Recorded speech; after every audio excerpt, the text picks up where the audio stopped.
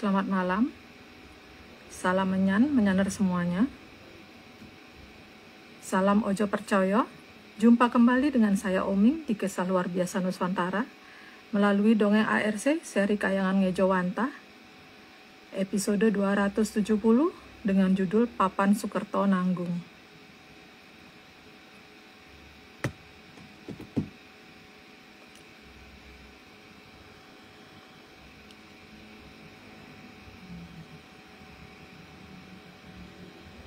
Mas Agung dan Mbak Kiki bergabung. Halo Mas. Halo Mbak. Maaf Mbak, tadi kebalik gambarnya. Oke, Suaraku dengar nggak Mbak? Aman nggak suaraku? beneran cuma Noming tetap nggak bisa lihat Mas. Oh, memang masalahnya kalau di situ ya. Nggak selalu, yang kemarin juga gitu kan Mas. Terus pas live bagian kedua kan baru Uming bisa lihat Mas. Hmm. Ini tadi Ini aku Mas, juga dua kali masuk Mbak. Yang pertama waktu pas ngeklik pertama kali itu hitam iya, doang, nggak bisa lihat apa-apa. Terus aku keluar lagi, masuk lagi baru bisa lihat. oke. Ntar Uming mau ngintip Mas di HP yang lain. Lagi di mana nih Ki Mas? Di Jogja Mbak. Oh, wah masih di Jogja. Oke. Mau pulang masih males Mbak. Karena masih menikmati masa pengangguran. Sebelum kembali lagi ke kredit sibuknya ngemas gitu. Oke. Lagi rame-rame Mas di sana Mas. Enggak, apa namanya, iya rame sih, Hmm. rame. Cuman sebagian besar tidak mau di video katanya. Jadi cuman sebagian kecil yang mau. Tapi nanti ngatur ini lagi Mbak, jadi mungkin ntar aja ya. Oke. Halo Mbak. Oke. Halo Mbak. Mbak Vicky, aku kelihatan nggak Mbak Vicky? Kelihatan? Oh ya wes, Kelihatan jadi kok. cuman Mbak Omin doang yang nggak bisa lihat aku ya. Oke. Oh, Oming nggak bisa lihat. iya. Kalau Mbak Omin bisa lihat Mbak Vicky nggak? Bisa. Oh berarti aku doang ya. Ini aku pakai baju hitam soalnya, jadi mungkin itu ikut menghitam. Oke. Apa kabarnya Mbak Vicky? Hmm? Gimana Apa? kabarnya? Biasa aja sih Mbak. Ya. Biasa aja. Oke. Eh, Oke. untuk mempercepat waktu, Mm-mm. kita langsung Iya, aja ya. Nah, ya kita langsung kan aja. jam Ya gimana? oke. Atlantis series ke 270 Papan Sukerto Nanggung. Slide 1. Pada akhir zaman Kolobrowo, Sang Hyang Batara Tijar melakukan kesalahan dengan menciptakan keberadaan Sukerto. Itu sudah dimengerti banyak orang. Jadi langsung lanjut aja Mbak. Dan Sukerto ini digunakan untuk mangsa dari Batara jelek. Ya karena saking jeleknya itu kayak tukang mangsa. Lanjut Mbak. Dan dalam DNA Sukerto memang ada keinginan dan kebanggaan jika dijadikan mangsa. Itu yang agak aneh sih. Tapi itu yang terjadi. Lanjut Mbak. Dan kesulitan serta penderitaan akan dianggap sebagai cobaan. Ya itu kan sakar pekono. Ini lanjut aja Mbak. Padahal memang tidak akan mudah Sukerto memperoleh sesuatu yang indah di akhir kehidupannya. Karena eh, tujuan akhirnya memang berbeda sih. Lanjut Mbak. Karena setelah selesai dimangsa, maka akan terlahir lagi jadi Sukerto lagi, dan begitulah Cokromanggilingan dari para Sukerto. Jadi tinggal ya mereka begitu muter-muter di situ aja. Tapi ya memang itu yang dimau oleh mereka. Lanjut Mbak. Atau kalau naik tataran, maka akan jadi Drubikso. Jadi ya bolokiwo terus gitu Mbak. Lanjut Mbak. Jadi kalau tidak jadi mangsa, ya yang memangsa. Ya tinggal jadi makanan atau yang dimakan gitu kan. Lanjut Mbak. Dan putaran Cokromanggilingannya akan terus berulang seperti itu. Nggak tahu mereka bosen apa enggak. Lanjut Mbak. Dan leluhur tentu punya perasaan dan rasa iba atas keberadaan Cokromanggilingan yang seperti ini. Ya karena leluhur kita kan punya hati ya, jadi paling tidak itu pengen mengubah, jangan jangan sampai seperti itu semuanya lah paling enggak. Lanjut, Mbak.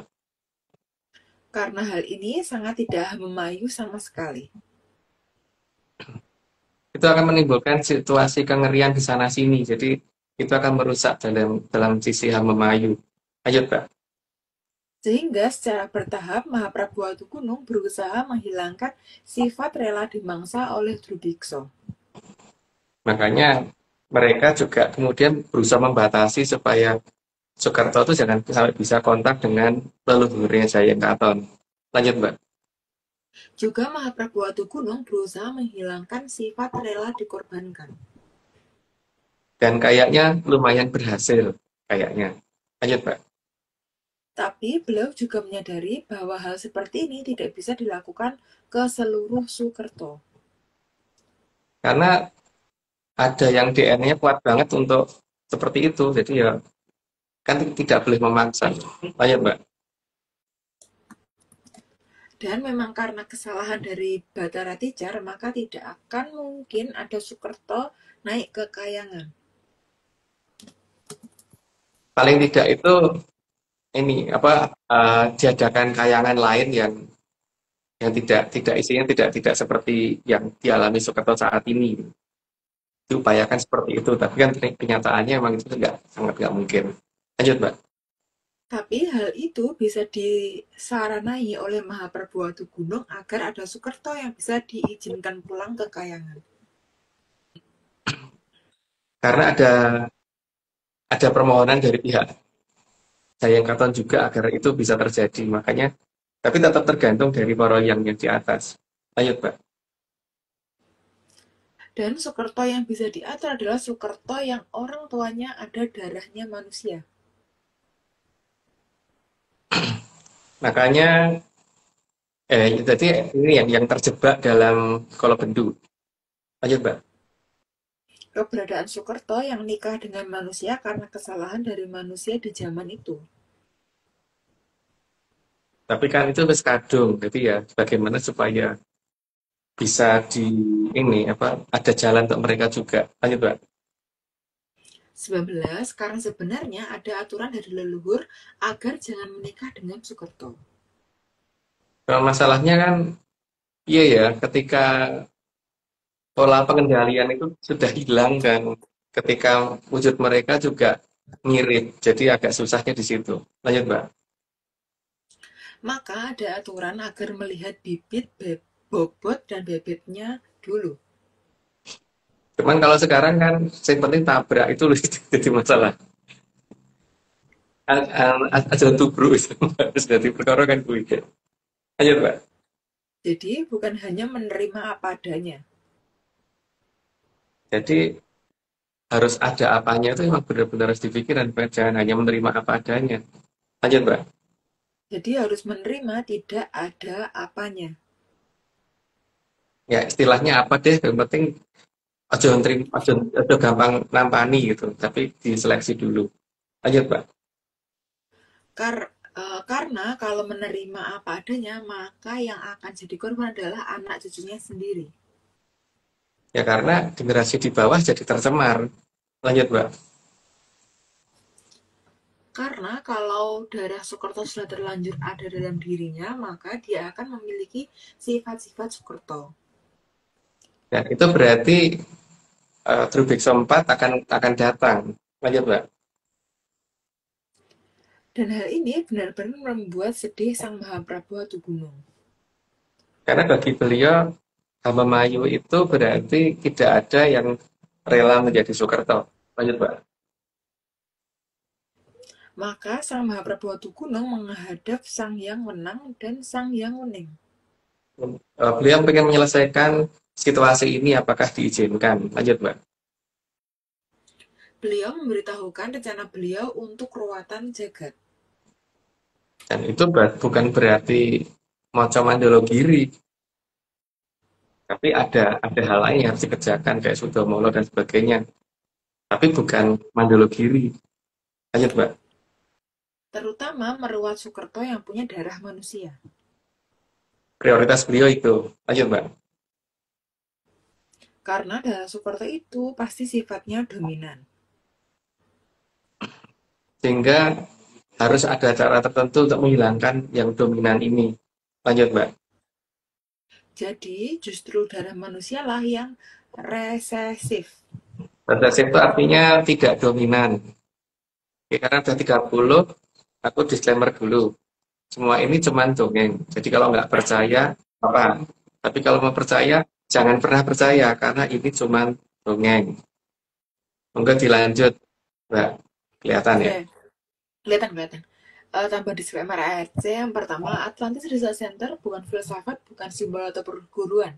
ARC tidak pernah membuat grup atau komunitas apapun termasuk WhatsApp, Telegram, atau media sosial lainnya. Yang kedua, kegiatan ritual, riset atau penelitian atau ekspedisi tanpa kehadiran Mas Agung Bimo Setiajo dan saya tidak bisa mengatasnamakan Atlantis Research Center. Yang ketiga, Kopdar tanpa dihadiri oleh Mas Agung Bimo Setiajo saja atau saya saja atau Mas Agung Bimo Setiajo dan saya bukan Kopdar resmi Atlantis Research Center. Monggo, Mbak Oming. Ada berapa disclaimer, Mbak, hari ini? Hari ini kita ada 12 disclaimer, Mas. Oke, jadi mulai tanda-tanda zaman dulu, Mbak, yang ke-16. 12 itu berarti 4-4 ya? Nggih. Di luar tanda-tanda zaman nggih, Mas? Oh ya, berarti 5-4-4 gitu, Mbak. Nggih.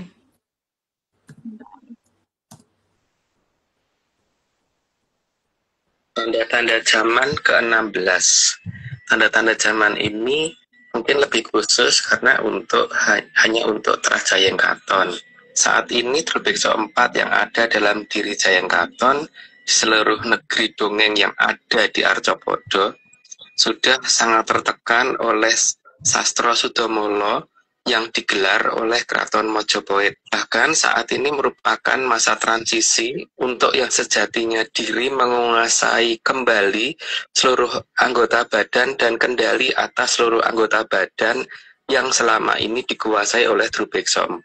Sehingga saat ini yang mungkin sangat terasa adalah jika jongkok lalu berdiri akan terasa sangat berat sekali karena kendali Drubeksa 4 sudah mulai berkurang. Sehingga masih masa penyesuaian penguasaan atas kendali diri. Akibat yang lain dari mulai berkurangnya pengaruh Drubeksa 4 adalah jatah makan Drubeksa 4 juga berkurang. Sehingga Jayeng Katon jatah makannya juga berkurang. Kebutuhan makan yang seharusnya biasanya mungkin 3 kali sehari atau lebih, saat ini mungkin hanya cukup 2 kali, bahkan bisa cuma 1 kali sehari saja.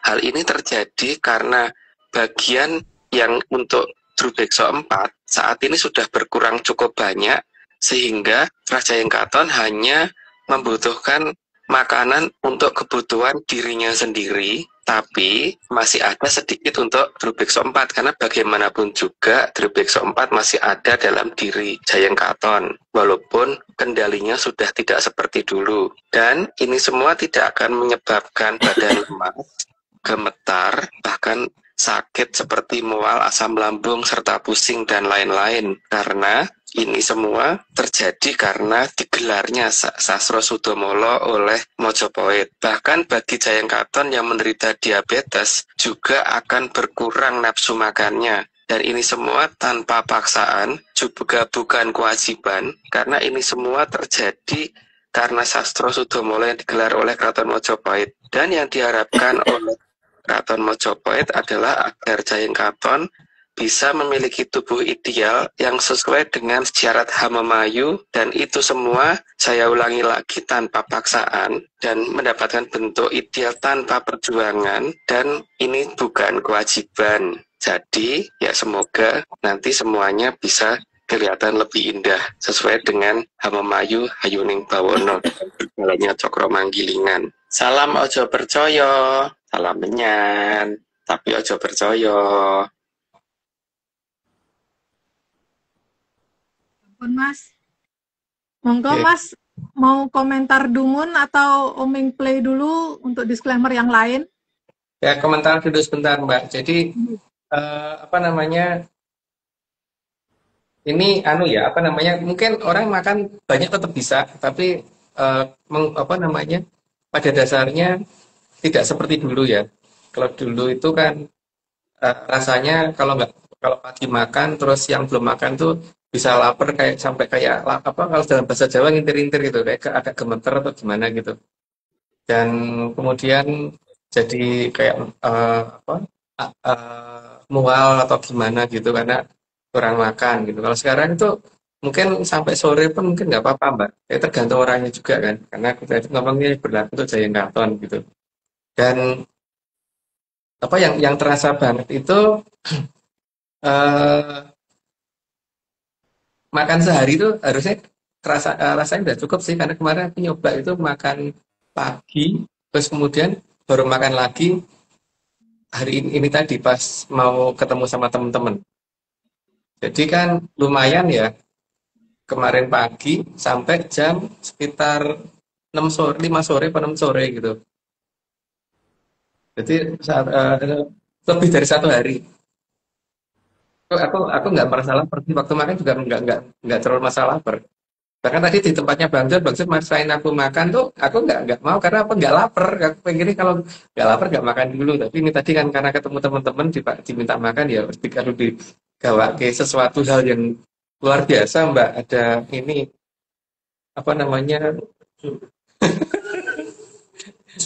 Ada kambing balap segala gitu. Jadi kan ini terpaksa dengan sangat mata tidak bisa menahan. Itu Mbak. Tapi orang lain tidak tak minta untuk seperti itu ya. Cuman pada dasarnya eh, bisa ternyata aku pulang dari Tuban sampai dengan hari ini itu bisa turun 5 kilo Mbak beratku. Gitu. Jadi kalau belum rasa lapar ya nggak perlu makan gitu. Juga nggak apa-apa untuk saya. Tapi yang lain monggo. Tapi di sini ini bukan paksaan dan juga bukan kewajiban. Jadi sebaiknya kalau makan itu karena merasa lapar aja karena dari pihak Mojopahit kan menginginkan kita itu mempunyai postur yang sesuai untuk badan dan sebagainya yang sesuai gitu. Jadi jangan kelebihan berat badan gitu. Dan aku merasa sudah mulai berkurang.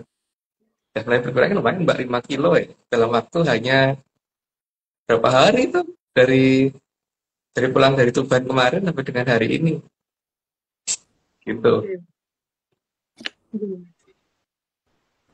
Tapi satu Mbak, masih ada satu hal yang tak tambahin. Ternyata nggak perlu mencoba, nggak perlu percaya, gitu ya. Jadi tetap aja kalau apa pengen makan sehari 5 kali atau 8 kali mau nggak jangan dikurangi. Jadi yang mengurangi biar aku tok wae gitu. Sama Omeng Mas, udah pasti Mas. Omeng juga pengen. Kalau Mbak Vicky kerasa gitu nggak Mbak? Apa Mas? Apa mau Kerasa, cerita rokoknya Mas? Apa? kerasa ini nggak? Akhir-akhir ini ya, itu makan itu jadi kayak tidak terlalu seperti dulu gitu. Jadi kalau dulu kan mungkin wajib 3 kali sehari atau 2 kali sehari, mungkin sekarang ini bisa rentang waktunya bisa lebih panjang gitu loh antara makan pertama dan berikutnya gitu. Nggak gampang kelaparan gitu istilahnya. Enggak sih Mas, gampang kelaparan enggak. Apalagi kalau anu ya, ada kegiatan ya. Biasanya lupa. Hmm. Ya, Gitu oke. sih Berarti Mas. biar ini apa namanya yang diinginkan Majapahit kan supaya kita itu kembali ke zaman dulu. Jadi semua orang posturnya menjadi lebih sesuai lagi. Jangan ada yang kelebihan gitu. Tapi juga jangan ada yang kekurangan gitu. Maksudnya kekurangan tuh terlalu kurus atau terlalu gendut gitu. Jangan. Kalau aku tadinya terlalu gendut kan Mbak. Ini dalam waktu berapa hari ya pulang dari Tuban sampai dengan hari ini aku turun 5 kilo udah. Karena apa? Nggak lapar-lapar. Bukan karena ini. Nggak lapar-lapar. Gitu. Oke Mbak. Mungkin dilanjut disclaimer berikutnya. Oke Mas.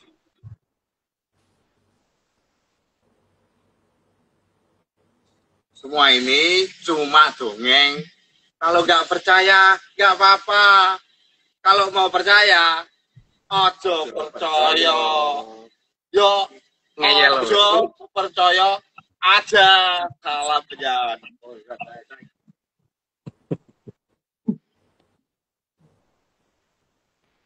Semua ini cuma dongeng. Kalau nggak percaya, apa-apa. Kalau mau percaya, ya percaya. Ya baik. Salamnya dari Pak Lawang.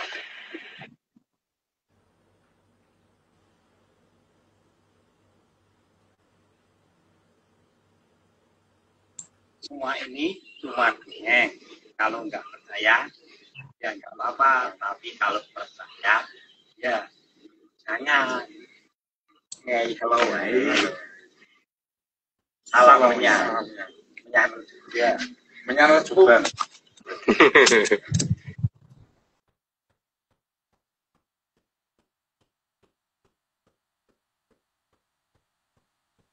Ini semua cuma dongeng. Kalau nggak percaya, nggak apa-apa. Tapi kalau mau percaya, ya takono karo eyang panembahan Ronggolawe. Salam menyan.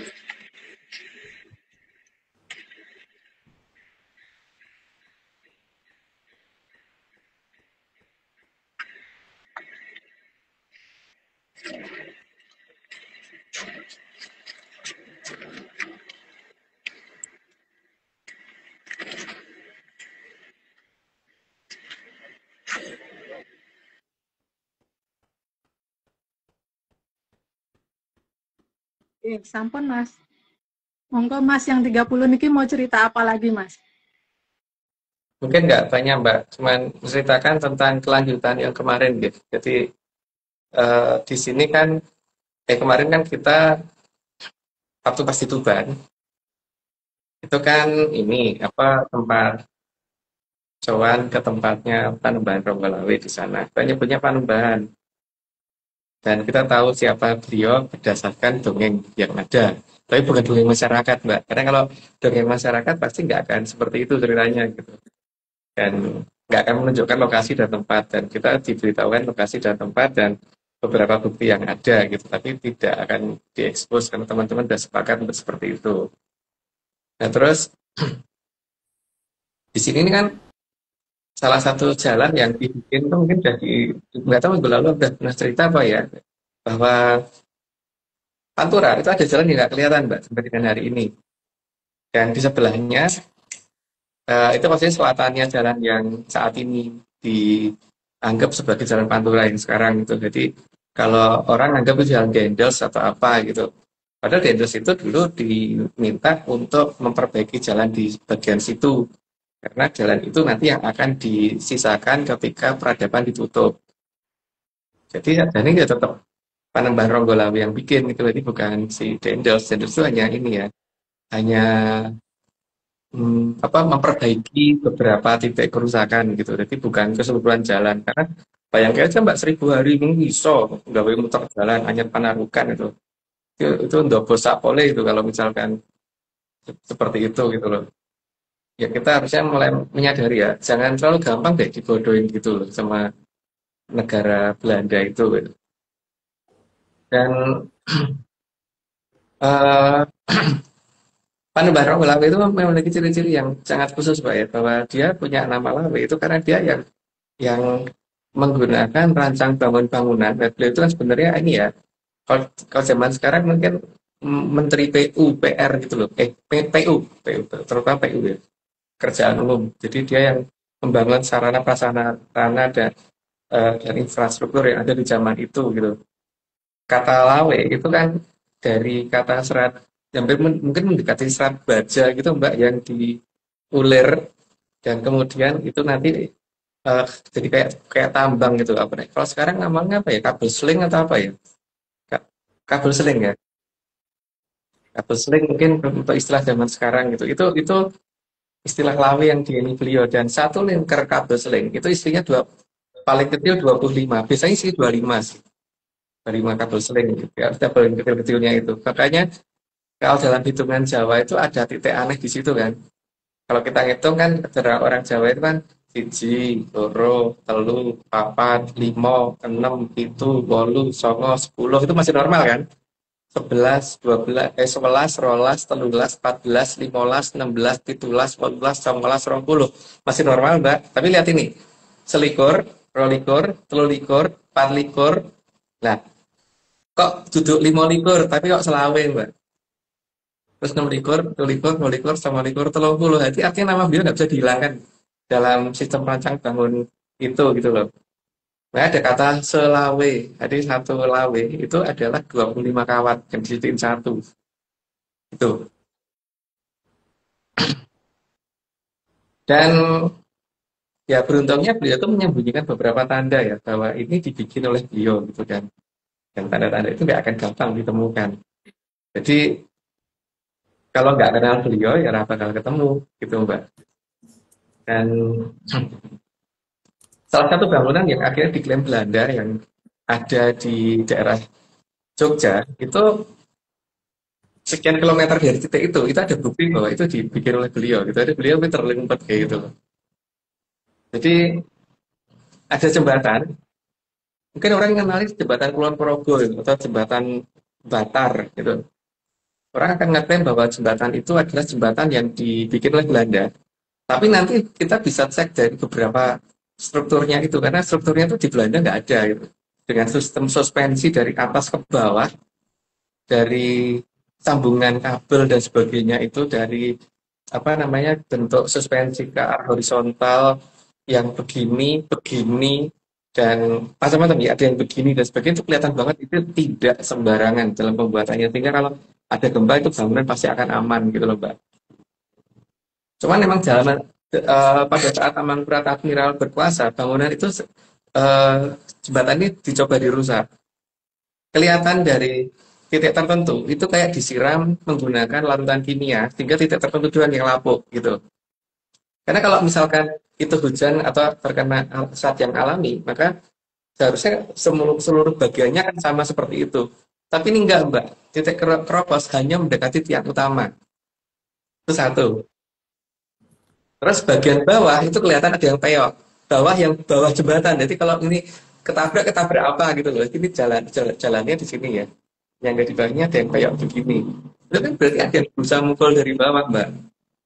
Nggak mungkin ketabrak. Karena di sini ini ada tiang yang gini dan ada yang cuma segini, ada yang gini, ada yang segini gitu. Nah yang rusak itu yang kecilnya. Tapi yang segini sampai segini nutupin harusnya yang kena yang bagian ini tau Mbak. Terus ada bagian yang direstorasi Belanda menggunakan besi yang lain sehingga kelihatan oh ini beda zaman gitu, zamannya ini beda zaman. Terus kemudian untuk ininya yang di bawah itu namanya jalannya kemudian ditutup menggunakan kayu. Nah kayunya ini diharapkan oleh Belanda nanti kalau diuji umur agar nanti kelihatan di umurnya Belanda gitu loh Mbak. Jadi ujinya nggak bisa uji secara di ini, tapi ada yang ditinggalkan oleh Panembahan Purbalingga untuk dihitung. Itu nanti akan menunjukkan umur sekitar 800 tahun gitu, paling tidak. Itu ya. Dan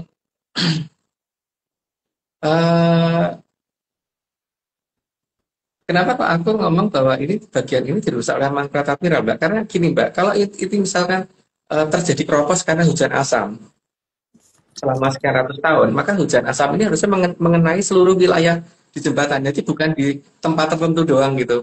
Dan tempat tertentunya lucu Mbak, kalau ini gini, harusnya kan ini bagian yang lebih keropos, ini keropos yang sini ya Mbak, di bawahnya Mbak.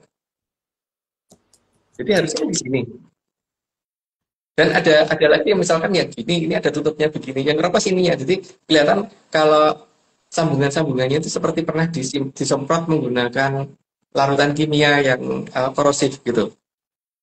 Mungkin asam sulfat kuat atau mungkin asam nitrat atau apa, nggak tahu. Tapi yang jelas kan memang zaman itu dikenal dengan seperti itu.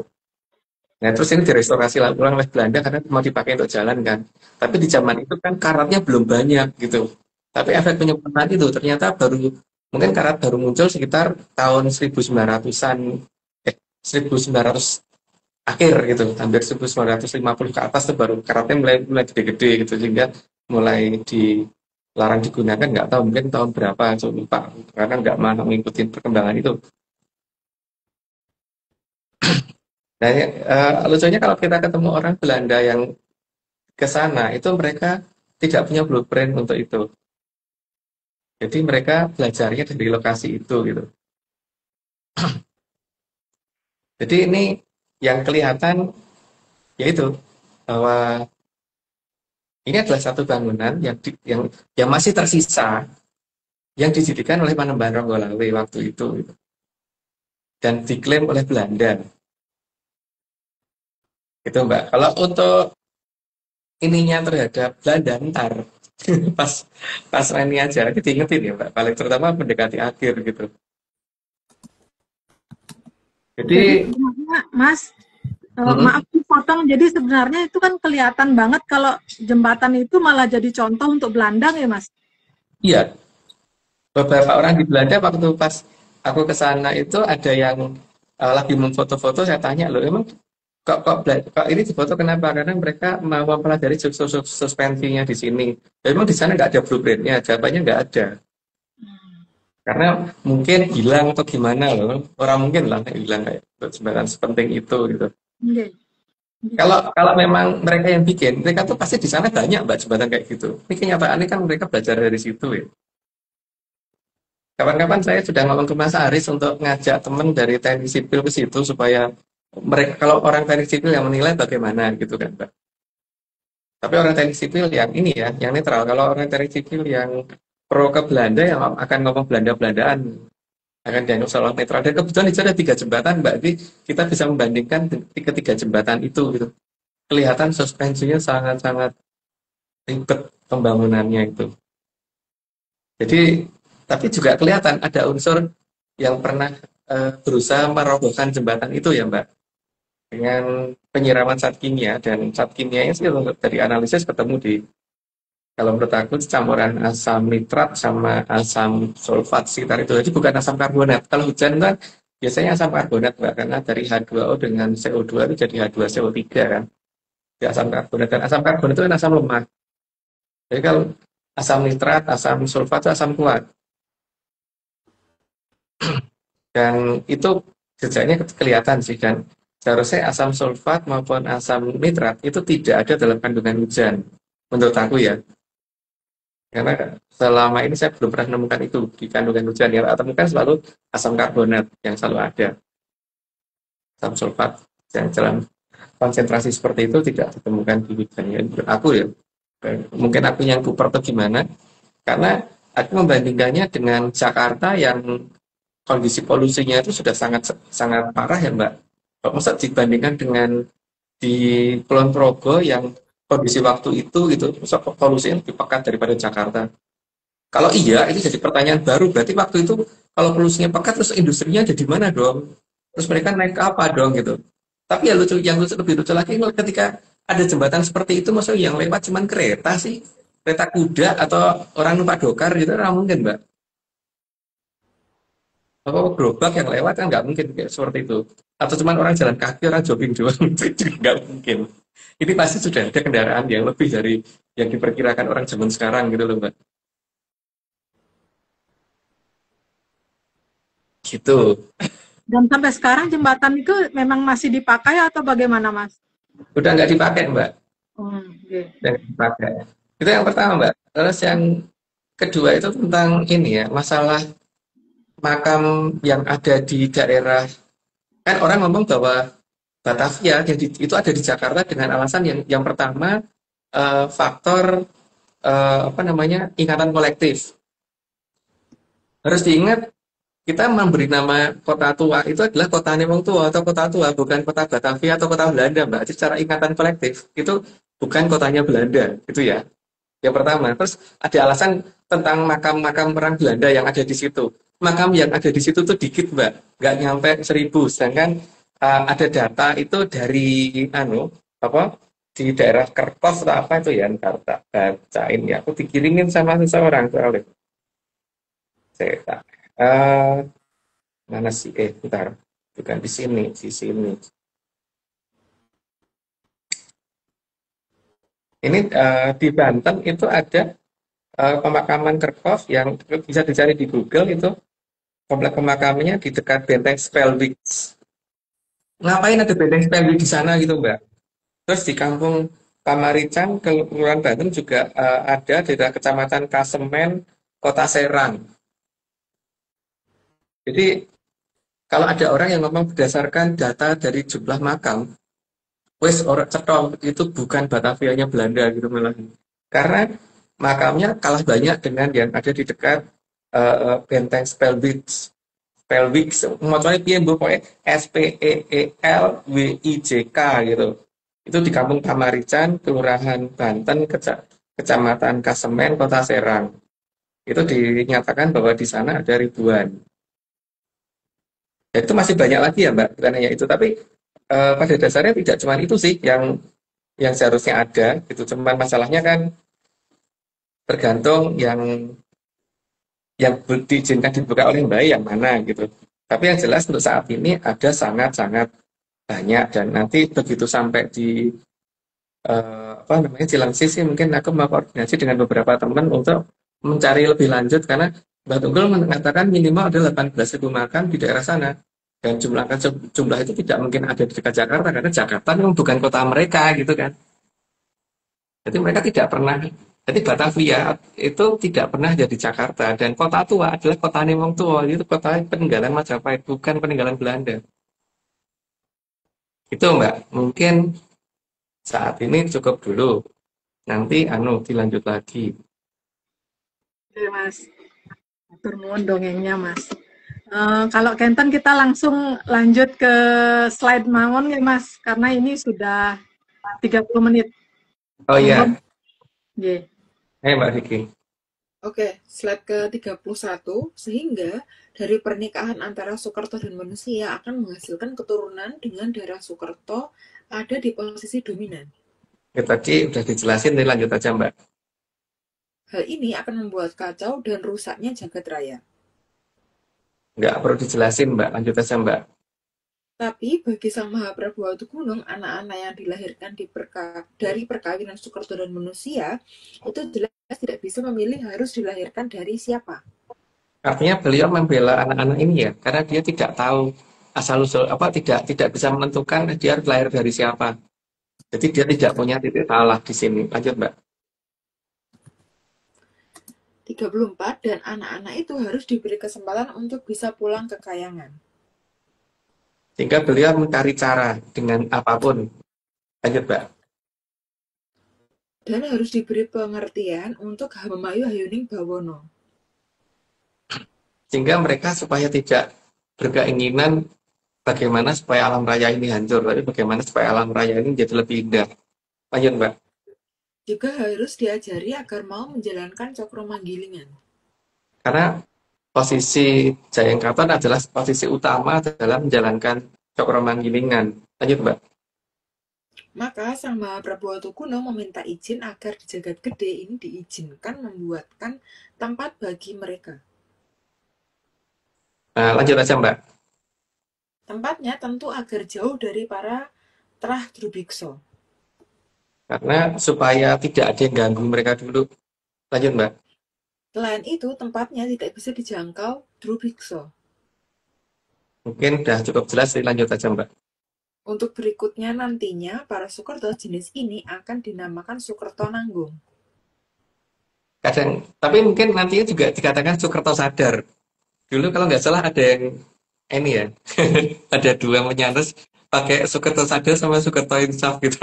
Tapi sekarang nggak tahu kemana mereka. Lanjut Mbak. Para Soekerto Nanggung ini agar jangan ada yang bisa dimangsa oleh Drubikso. Jadi beliau mencarikan cara supaya mereka aman. Lanjut Mbak. Dan harus diajari agar tidak suka polosio. Jadi agar tidak suka polosio itu artinya juga tidak suka di polosio. Lanjut Mbak.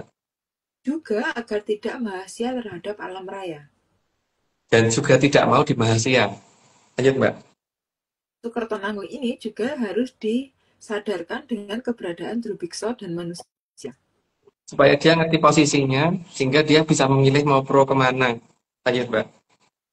Juga harus diberi pemahaman tentang jagat Triloka Bawono.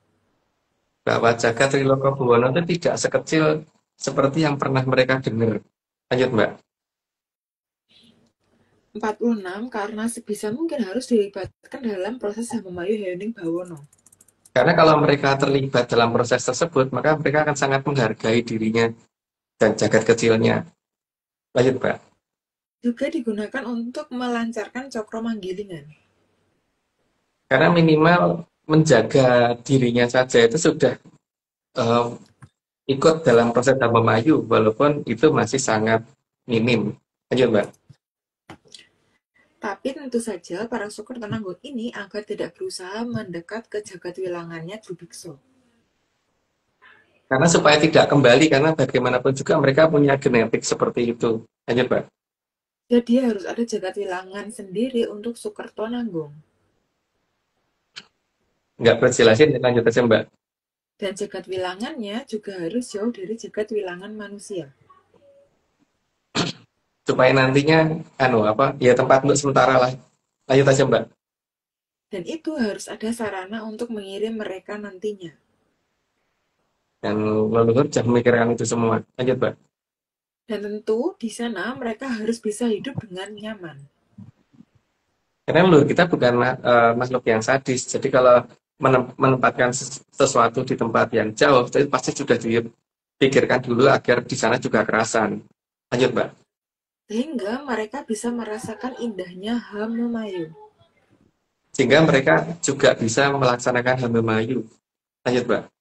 Dan mereka bisa lupa akan dirinya yang seharusnya jadi mangsa Drubikso.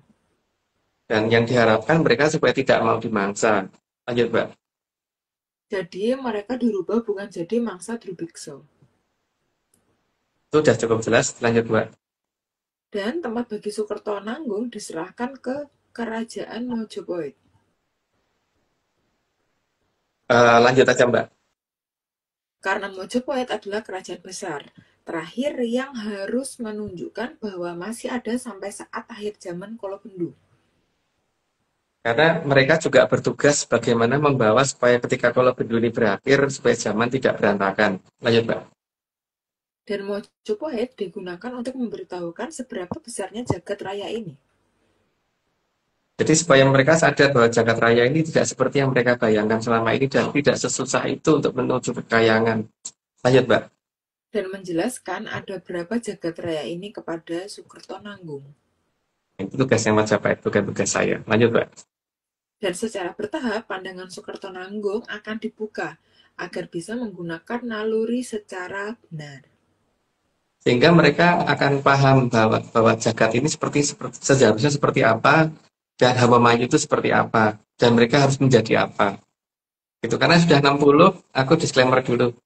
Semua ini cuma dongeng, jadi kalau nggak percaya nggak apa-apa, tapi kalau percaya jangan percaya. Karena dongeng bukan untuk dipercaya. Dan semoga menyanus paham maksudnya untuk percaya. Mungkin Mbak dilanjut kita era kuwaco ya. Enggak, sama ya Mas. Blur parah. Ya udah Mbak Oming bacain Mbak. Mbak. Disclaimer tambahan, Atlantis Research Center bukan filsafat, bukan simbol atau perguruan. ARC tidak pernah membuat grup atau komunitas apapun termasuk WhatsApp, Telegram, atau media sosial lainnya. Kegiatan ritual, riset penelitian, atau ekspedisi tanpa kehadiran Mas Agung Bimo Sutejo dan Mbak Vicky Ananda tidak bisa mengatasnamakan Atlantis Research Center. Kopdar tanpa dihadiri Mas Agung Bimo Sutejo saja atau Mbak Vicky Ananda saja, atau Mas Agung Bimo Sutejo dan Mbak Vicky Ananda bukan kopdar resmi Atlantis Research Center. Sampun. Kita langsung lanjut ke video berikutnya nggak Mas, video disclaimer. Iya Mbak. Oke. Semua ini cuma dongeng. Kalau nggak percaya, nggak apa-apa. Kalau mau percaya, yo ojo percaya. Ngeyel wae. Salam kenyang.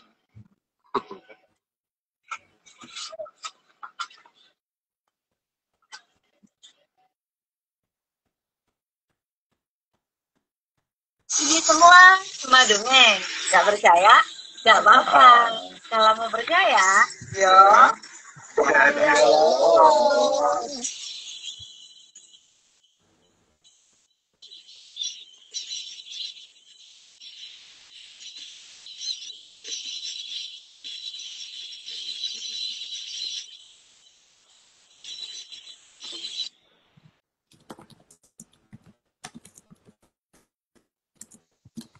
Ya.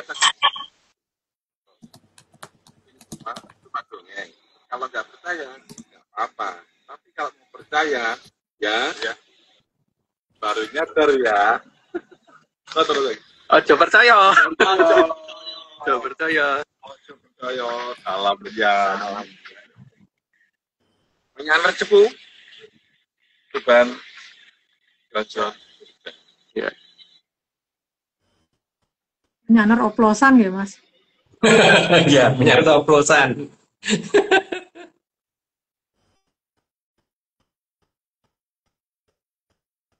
Ini cuma dongeng. Kalau nggak percaya, ya nggak apa-apa. Tapi kalau mau percaya, ya aja percaya. Terus yang penting kanggurannya apik dah. Apik dah. Kayak gitu. Itu di mana, Mas? Itu di daerah Tuban, Mbak. Bagus banget, Mbak, tebingnya. Sampun 4, Mas. Monggo, Mas. Mau cerita tentang apa yang di 60 ini, Mas? Aku mau cerita tentang Amertasari, Mbak, karena ini gerojokan saya ditingkatkan lagi ya ininya, tingkat gerojoknya air dari Kayangan Cokro Kembang, sehingga kemungkinan di daerah Jakarta bisa muncul mata air baru, Mbak, kalau seperti ini, Mbak. Beberapa mata air mungkin ada, jadi jangan kaget nanti kalau ketemu mata air itu gitu. Yang jelas dengan ciri-ciri airnya itu bening, jadi tidak mengandung air laut ya, Mbak. Jadi kalau ini sebenarnya sudah mulai layak dipertanyakan apakah benar teori tentang intrusi air laut yang masuk ke Jakarta, di bawah Jakarta. Harusnya enggak, Mbak, karena itu airnya air tawar semua. Dan posisi saat ini seharusnya kalau basement 6 harusnya ya sudah mungkin untuk berenang sudah cocok, Mbak. Jadi sekarang basement 5 yang mungkin agak mulai ini ya. Basement 4, basement 3 itu sudah mulai agak ini. Tapi ini apa namanya dibangun ya di bangunan yang bentuknya itu kayak garuk langit itu kembali, bukan gedung ya, penggaruk langit itu. Yang mungkin orang nggak ngerti bangunannya seperti apa gitu. Mas itu lah Mas Basku itu. Bentuknya biar tak tunjukin biar orang nggak salah paham bentuk bangunannya. Nah, bangunannya kayak gini, Mbak. Mas nggak punya Ya, gambaran ya? ini tapi yang untuk yang gatel langit, Mbak, bukan aku tapi. Gitu, Mbak.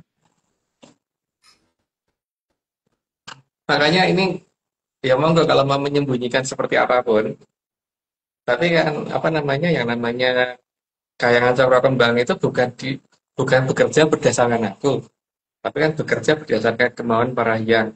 Jadi kalau orang mau menyembunyikan Sungai Berantas, ya monggo silahkan. Tapi ya Sungai Berantas tetap akan kembali. Sungai Berantas itu ada di Jawa Barat dan mulai dari utara sampai ke selatan dan Jakarta masuk. Itu ya, Mbak. Aku udah ngomong bukan sastra ulang ya, karena harus sudah mulai ngomong Jakarta gitu sekarang. Dengan lebar minimal 34 km, lebar minimal ya. Maka dikatakan Segoro Nanggung. Ya mungkin ya begitu nanti itu kan ini Kayangan Cokro Kembang kan dalam menggelontorkan air yang sedemikian besarnya itu juga tidak asal apa tidak langsung yuk langsung singgah meledak itu enggak. Jadi, mereka pakai bertahap karena supaya orang menyadarinya juga pelan-pelan gitu, Mbak. Jadi bukan membuat orang kaget enggak gitu. Dan harusnya senang karena air itu ternyata kalau diminum enak banget ya, Mbak, legender gitu rasanya.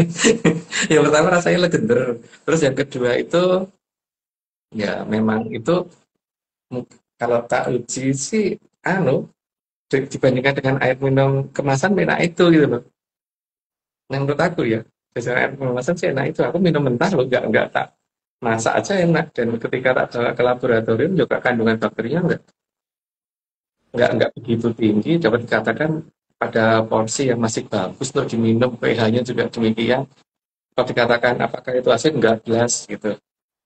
Jelas nggak ada asin-asinnya. Jadi mulai layak dipertanyakan tentang intrusi air laut yang masuk ke daratan itu pasti cerita bodong ini, Mbak.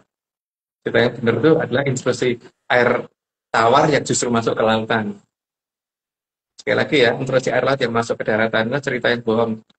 Karena nanti itu akan menutupi keberadaan berantas, termasuk keberadaan apa namanya itu sesar Citarik dan sebagainya itu adalah cerita yang aneh. Tapi ya itu Mbak, ini memang dongeng dan dongeng tentang air di basementnya gedung kayak gini ini, gedung kayak gini ini orang-orang Mbak. Kan hal setelah itu. Karena gini yang gatel langitnya Mbak gitu. Jadi aja percaya ngeyel baik. Kenapa? Nek ngeyel lebih baik Mbak. Sehingga ya semoga berantas cepat kembali. Ditunggu basement 3-nya, Mas. Sampai saat ini mungkin sudah mencapai 30 kali dari Mbak. Yang pertama aku ngomong. Karena ngelihat dari besarnya kerojokan saya sebegitu besarnya sih. Aja percaya. Dan silakan sembunyikan aja percaya gitu.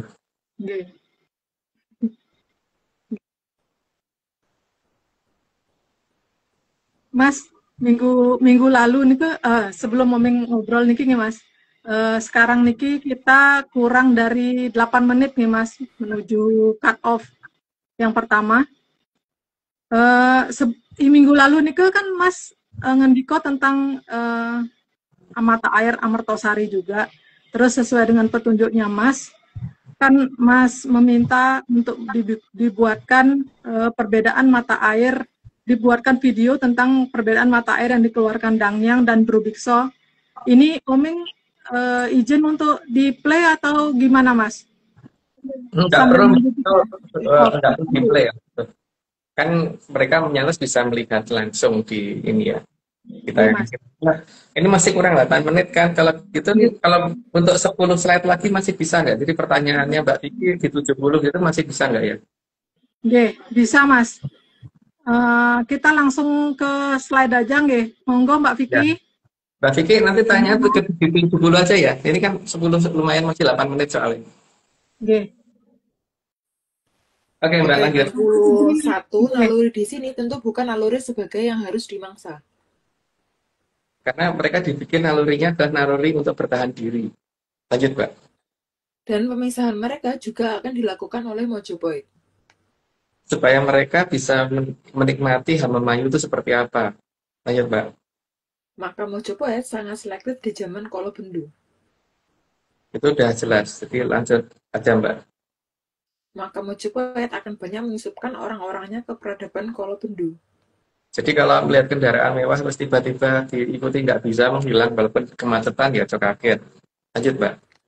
Agar bisa mempunyai data yang pas, maka data yang pas mana manusia, mana Sukerto Ganas dan mana Sukerto Nanggung. Biar bisa terbedakan ya, termasuk ras mana. Lanjut Mbak. Karena Sukerto Ganas pasti juga banyak di Kolobendu. Nah, itu jelas kalau itu Pak pasti akan menempati posisi yang lumayan banyak. Lanjut Mbak. Karena Sukerto Ganas ini akan menjadi wadah dari roh para Drubikso. Makanya dia bisa ganas karena keberadaan Drubikso. Lanjut Mbak. Dan karena kemauan Hamemayu yang kuat dari Mahaprabu Gunung, maka secara bertahap Sukerto akhirnya menjadi lebih indah, cantik-cantik dan ganteng-ganteng.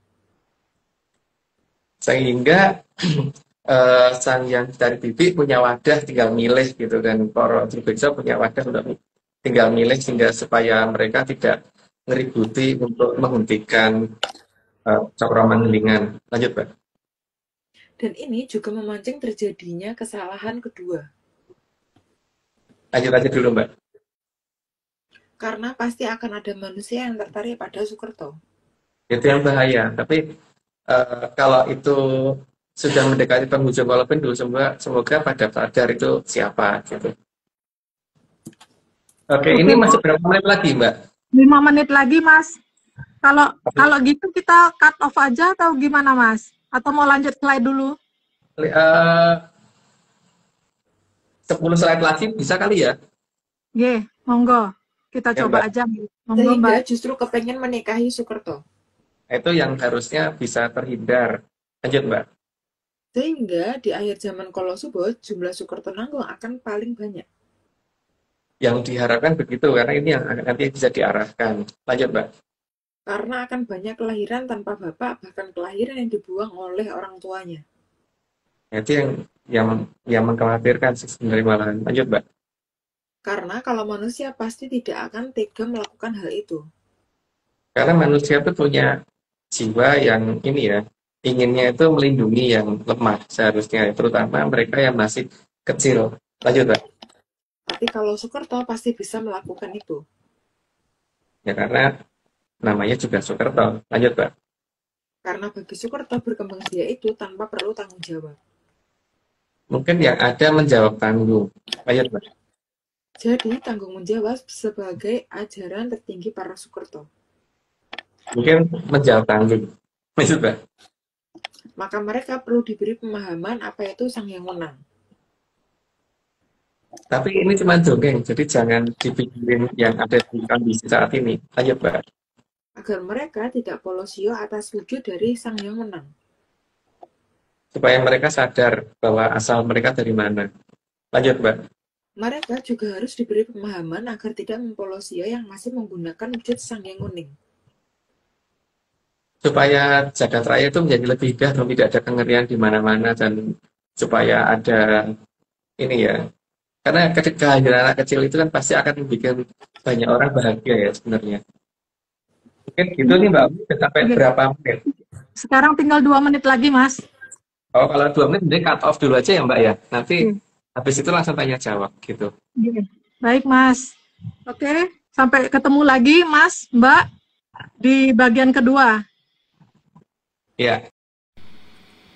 Selamat malam. Salam menyan, salam ojo percoyo, menyaner semuanya. Ini merupakan bagian kedua dari Dongeng ARC seri Kayangan Ngejowantah episode 270 dengan judul Sukerto Papanipun Sukerto Nanggung.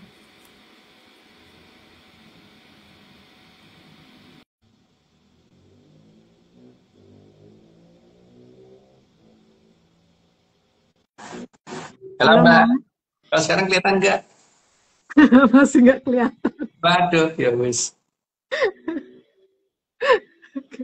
Ya udah nunggu Mbak Vicky dulu. Oke, nggak apa-apa Mas. Mending lihat Mas di HP yang lain aja. Iya. Oke. Jadi kelihatan soalnya. Oke. Halo Mbak. Halo Mbak. Mbak Vicky lihat aku nggak? Lihat. Aman kok Mas. Mbak Vicky lihat Mbak Omi nggak? Lihat. Oh iya, berarti cuma Mbak Omi nggak bisa lihat aku ya. Mbak Omi bisa lihat Mbak Vicky? Bisa. Oh ya, tapi aku yang kayak hantu ya Mbak ya. Ada suara tapi nggak ada orangnya gitu ya. Oke Mas. Latihan suruh dengerin suara Mas. Oke. Sebentar. Oming coba lihat Mas di HP sebelah. Oke, ini sekarang kita di slide 81. Atau Mbak Vicky mau nanya Dumun sekarang atau nanti di 90? Kapan Mas? Sekarang aja Mbak. Oke. Beberapa kadipaten atau kadipaten tidak ada yang menolak rencana Amangkurat Admiral.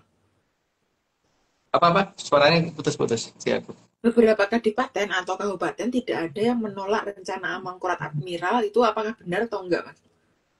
Oh ya, ada yang nerima sih Mbak, ada yang enggak. Karena terutama kadipaten-kadipaten yang tadinya itu agak jauh atau terpencil ya, karena dia merasa mungkin bukan merasa dianaktirikan sih, tapi karena ada sesuatu yang beda dengan kerajaan pusat gitu loh.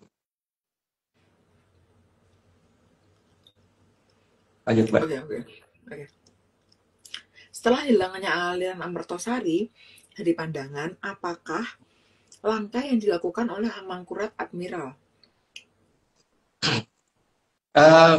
Setelah aliran Amertosari ketutup itu kan berarti ini loh Mbak, bahwa kerajaan terakhir juga menghilang, gitu ya. Maka dia kemudian berusaha memindahkan seolah kerajaan rakyat itu ada di tempat yang lain, yang pertama.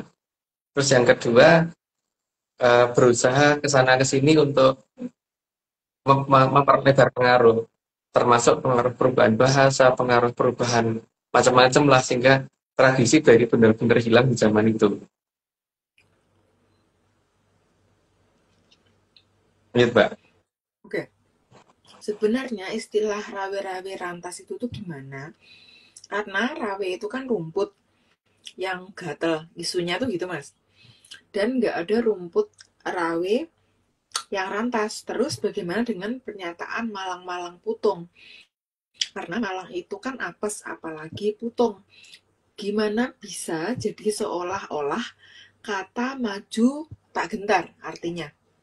Itu memang aneh, Mbak, rawe-rawe rantas, malang-malang putung, karena eh, dari dua sisi itu dua-duanya tidak ada yang mengandung unsur maju tak gentar, karena menurut aku loh. Nah, rawe sendiri itu kan kalau di ini ya, di yang tak kenal, terutama pada saat aku di Madiun dulu, itu rumput rawe itu rumput yang gatal, Mbak. Aku dulu yang agak nakal kadang-kadang ini ambil rumput rawe tak taruh di kursi guru supaya guruku gatelun pada saat duduk gitu dulu. Tapi sekarang mungkin udah rumput rawe sekarang tidak dikenal orang ya, mungkin orang ini cuma rumput gitu aja kan.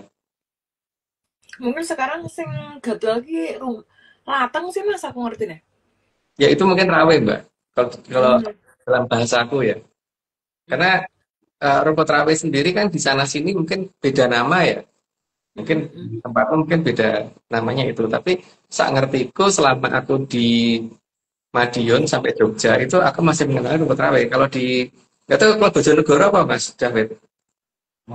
Rawe loh, kata Mas David di Bojonegoro juga ada ya gitu. Oh, di Jogja apa Mas Jogja nih? Latang. Oh ya bener, mungkin itu karena Mbak nih Yojo, jadi dikenalin Latang. Aku tahu juga karena Bang John. Kalau enggak aku nggak tahu. Oh, iya. Aku nggak sensitif itu. Karena nanti nanya Bang John, sama nanya Mas David karena ada di sini kan. Nah tapi saya ngerti kok, rumput itu nggak serantas itu gitu loh, Mbak. Rantasnya apa tuh Mas? Rantas itu Mbak, kalau benang hampir putus itu loh, Mbak. Apa namanya? Merpel. Merpeli gitu. Nah tapi Mbak, ada kemungkinan ini kan karena ada pengaruh dari ini ya, Amangkurat Miral yang dimau beliau itu kan adalah menghilangkan semua jejaknya bangunan yang dibikin oleh Panembahan Ronggolawe, sehingga dia seharusnya lawe-lawe rantas gitu kan, Mbak. Kalau lawe bisa rantas, kalau itu kawat baja kawat sling baja iso rantas kalau itu, maka berusaha dibikin rantas supaya rano buktine gitu kan tuh. Nah, yang terus ditambah dengan malang-malang putung kan ya bingung, karena malang itu berarti apes, malang-malang berarti apes, putung itu putus, sudah malang putung lagi. Aku bingung kalau rawe-rawe lantas malang-malang putung kok jadi maju tak gentar, itu kayak sesuatu hal yang melihat timur tapi arahnya ke barat gitu loh, Mbak. Itu coba kalau misalnya disusun kata-katanya berarti kan rawe-rawe rantas kan berarti gatel-gatel merpel, atau terus malang-malang putung, apes-apes putung apa putung? Putus. Apes-apes putus, jadi kayak gatel-gatel merpel. Oh itu berarti definisi serat Mas. Ya. Definisi serat. Serat maksudnya serat benang. Berarti kan ini mungkin tanah. Maju tak gentarnya itu maju tak gentar apa gitu loh. Kalau dihubungkan dengan lawe berarti apakah bagaimana supaya Panembahan Ronggolawe itu hilang jejaknya atau gimana gitu. Tapi untung ngomongnya rawe, duduk lawe gitu loh, Mbak. Jadi kan ini sih maju tak gentar terhadap apa itu kan aneh lah sebenarnya. Nggak nyambung sih Mas. Oke Mbak, mungkin itu jawabanku. Gimana? Sudah belum? Ya udah sih. Terus Mas, jembatan Ronggolawe yang menjadi satu-satunya jembatan karya Panembahan Ronggolawe yang tersisa di atas Sungai Kulon Progo, Jogja, itu kan diklaim dibuat oleh Belanda pada tahun 1900-an. apakah bisa diuji umurnya sebenarnya? Lalu jembatan itu dibuat oleh Belanda atau Panembahan Ronggolawe? Oh, bisa, Mbak. Yang yang pertama itu yang bisa kelihatan justru ini, Mbak. Eh Zat kimia Bentar, yang Mas. Bentar, zat Mas kimia. Agung mau jelasin tentang cara deteksinya apa ciri-cirinya? Soalnya pertanyaanku soalnya ciri-cirinya. Jadi kalau misal mau digabung berarti aku sebutin sekalian. Oh ya, terus kayak mana nih? Ya, Heeh. Berarti cara membuktikan plus ciri-ciri bangunan yang dibuat oleh Panembahan Ronggolawe itu bisa dibuktikan dengan apa aja? Satu, apa Mas? kalau ciri-ciri bangunan yang dibikin oleh Panembahan Ronggolawe berarti ada lawenya, Mbak. Minimal ono selawenya. Selawe itu berarti Hmm, 25 kan. 25 kawat yang dianyam jadi satu gitu. hmm. Itu Kawat satu. baja ya berarti ya. Heeh. Ciri-ciri satu. Terus apa Terus lagi? yang ciri-ciri dua itu biasanya bangunan yang dibikin beliau itu akan tahan gempa karena menggunakan sistem suspensi yang tidak mudah terganggu oleh kondisi gempa karena ada suspensi atas bawah, kiri kanan, depan belakang dan dari semua penjuru gitu. Untuk orang yang cuma bisa gambar suspensi itu. Suspensi itu apa namanya kayak anu tuh Mbak, apa ya kayak per atau apa ya itu namanya ya suspensi itu shockbreaker gitu loh Mbak, kayak shockbreaker gitu lah modelnya. Shockbreaker itu apa Mas? Shockbreaker itu kalau kita naik mobil sehingga apa yang menahan getaran itu loh Mbak, sehingga nggak pati kerasa goncangan. Di sepeda motor juga ada di sepeda di, Shock. di bagian depan Shock doang sama yang di per bagian itu. ya per itu bagian dari shockbreaker apa bagian dari suspensi ya. Nah, suspensi itu Hmm. bisa shockbreaker dan pernya gitu loh. Hmm. Hmm. Berarti bangunan itu ada per ya? Apa gimana Mas? Ya peredam kejut tuh ada yang Pak Wawan tuh ngasih tahu peredam kejut bener itu. Jadi Hmm. peredam goncangan. Itu nah, itu. Oke, oke. Oke. Oke, terus. Dua itu. Terus Mas. Yang ketiga itu pasti sistem suspensinya ribet, tidak semudah suspensi biasa. Dan itu sistem suspensi seperti itu juga ada di sebagian kendaraan, bahkan di kereta api, gitu Mbak. Tapi itu ada di jembatan. Ada di jembatan dan ada di bangunan juga. Cuman bangunannya memang belum boleh ditunjukkan di mana gitu. Tapi ada seperti itunya. Oke. Nah, Mas, berarti kalau sekelas jembatan aja udah mikir ada suspensinya kayak gitu, berarti dia tahu kalau banyak gempa dong, Mas, yang akan Mbak, terjadi dia atau gimana? bukan berpikir masalah banyak gempa, Mbak. Tapi beliau tuh berpikir bahwa eh, besok pada saat ini terbuka itu supaya tidak bisa dibandingkan dengan peradaban sekarang gitu loh, Mbak. Bahwa Hmm. bahwa bangunan yang beliau anggap jelek ini supaya nanti kalau kita bandingkan dengan bangunan yang dianggap paling bagus itu tetap lebih bagusan ini gitu. Oke. Secara teknik ya, Mas ya? Mm. Jadi masalahnya bukan hanya di masalah menyentok Mbak, memang pintar bener itu beliau itu. Oke. Terus, Mas, itu tiga. Terus ada nggak lagi? Hmm, apa ya? Aku tuh lupa Mbak. Mungkin terlalu tiga dulu aja deh. Aku lupa yang besok ceritanya kelalen. Tapi ada nggak sih, Mas, pembanding mungkin selain kendaraan ya, yang mungkin mendekati? Maksudnya kan kalau itu kan dikatakan dulu kan primitif dan lain-lain atau bahkan dulu itu cuman apa menyan dan lain-lain gitu kan. Tapi ternyata kan teknologinya bisa semaju itu. Nah, sekarang tuh dikonversikan kayak gimana gitu Mas, setara sama apa ya gitu. Kalau disetarakan dengan jembatan sekarang itu sangat tidak relevan Mbak karena jembatan sekarang itu terlalu sederhana kalau dibandingkan dengan itu ya sistemnya ya. Pertama itu. Hmm. Terus yang kedua kalau dibandingkan dengan kendaraan, di kendaraan itu juga tidak seruat itu gitu loh Mbak, masih tidak seruat itu. Hmm. Kalau seperti Kira-kira kalau tingkat rumitnya Mas, berarti kira-kira dia bisa banding sama misal, oke mobil kelas ini ya gitu. Misal atau apa gitu Mas. aku belum menemukan Mbak karena kalau aku mencoba melihat suspensi dari kendaraan mewah, itu juga tidak seperti itu masalahnya. Ini terlalu Hmm. rumit. Karena aku sampai nggak bisa membayangkan kok itu kepikir gitu loh sama beliau. Jadi dia masih lebih dari mobil yang tingkat keamanannya lebih tinggi gitu ya Mas ya? Iya, dan itu beliau ngomong itu cuma sampel bangunan yang paling buruk gitu ya. Yang istilahnya gue kalau bendulah gitu loh Mbak. Gue genep-genep ya Mas ya? Yang genep-genep gitu. Nah, karena masih ada lebih bagus, tapi tidak ditunjukkan di peradaban kita. Memang nanti kan ada jalan sejajar dengan jalan yang dibikin oleh beliau itu. Nah, di jalan yang sejajar ini nggak kelihatan saat ini. Tapi kalau ini kelihatan jauh lebih mewah gitu. Cuman beliau ini oh, memang zaman dia numpak jarang, ora lah gitu loh. Oke, oke. Oke Mas, kalau belum ada pembandingnya ya susah bandingin ya karena belum ada pembandingnya. Kayak itu kayak aku disuruh bandingin antara ini Mbak, pesawat jet sama becak gitu bingung kan. Kayak nggak ada mirip ya. Ya paling mungkin rodanya Mas sama-sama bulat doang. Ya nggak Ya, sih Mas? heeh. Pesawat tempur Jauh F-35 gitu dengan terlalu becak jauh. gitu. Bingung kan bandingin ini atau dengan gerobak dokar gitu. Bingung. Benar-benar benar. Tenaga makanan kayak yang satunya tenaga teknologi. Oke, oke, terlalu jauh sih Mas. Jadi nggak bisa dibandingin. Oke. Jadi aku pertanyaannya udah Mas. Mungkin nanti kalau misal ada lagi. Kalau dilanjutin Mas, monggo Mas. Ya, oke. Kalau gitu ini kan 80 ya. Berarti kita lanjut dulu sampai ke 90 gitu. Oke.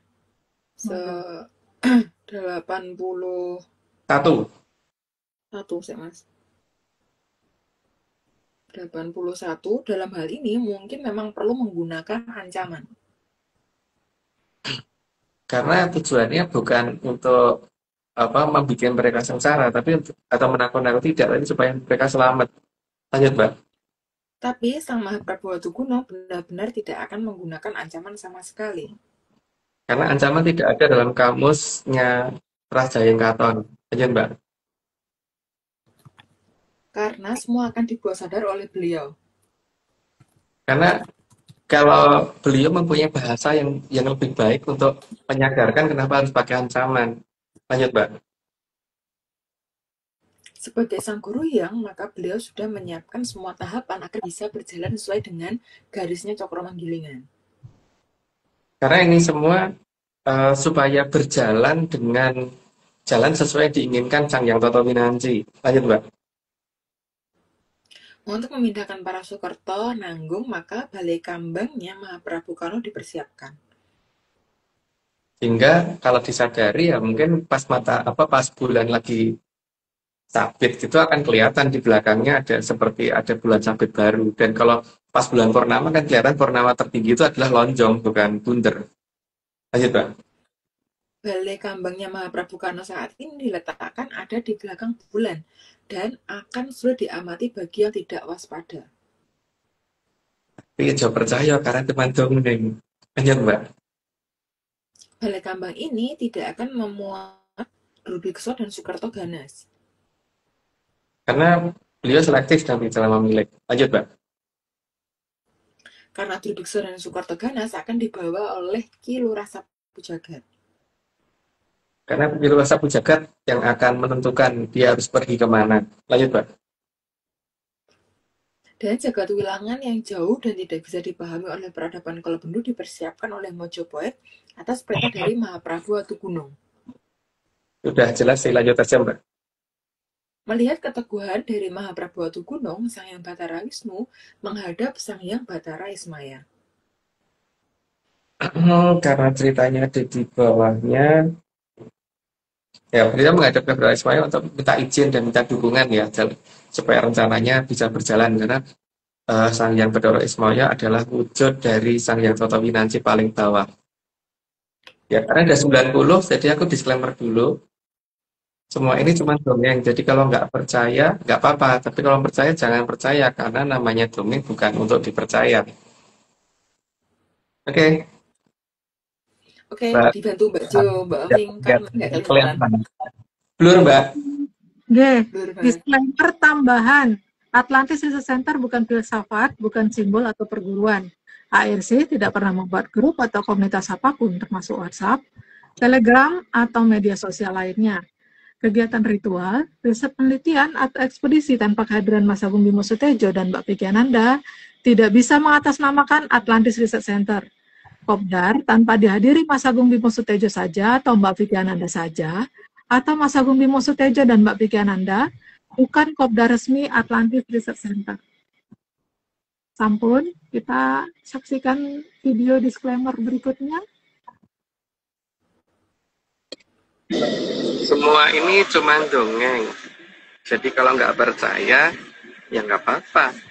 Tapi kalau percaya, ya karena nih kan ono gua yang rono wae alamnya.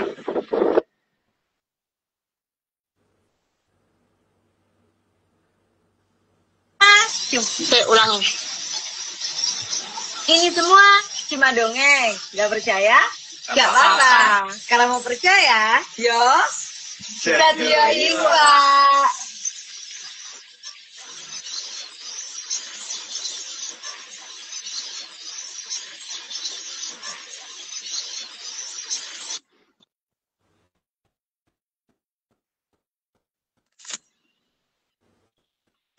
Ini semua cuma dongeng.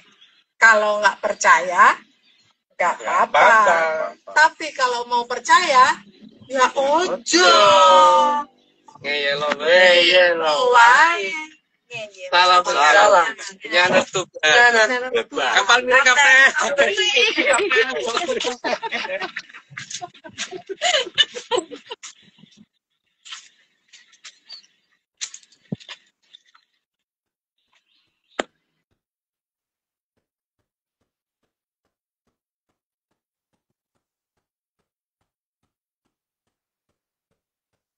Ini semua kan cuma dongeng.